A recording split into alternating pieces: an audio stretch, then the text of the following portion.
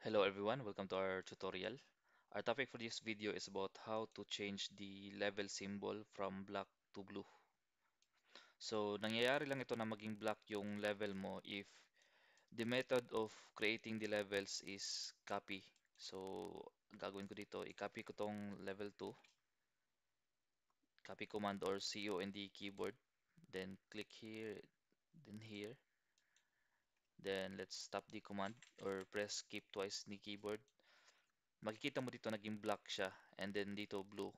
So if you use the copy method here in Revit, it will just be creating a level as reference pero hindi siya naka-view link.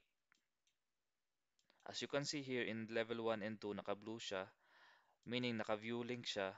Makikita mo siya dito sa project browser. Here you can see in the floor plans and ceiling plan level 1 and level 2.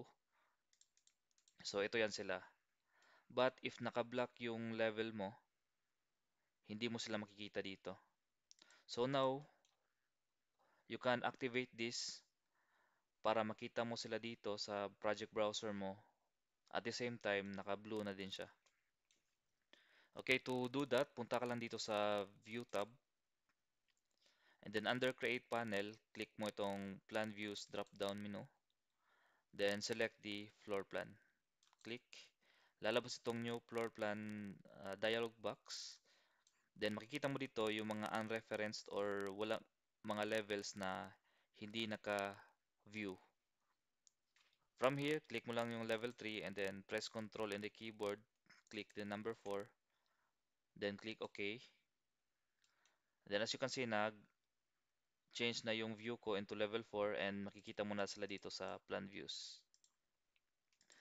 Now, if you want to create a ceiling plan on them, yun lang din ang steps. View tab, create panel, then reflected ceiling plan. From here, makita mo ulit yung dalawang level na hindi naka-view or unreferenced. So click OK, and then they will be available on the project browser. Then if we go back to elevation view, blue na siya. Alright, that's it. Thank you.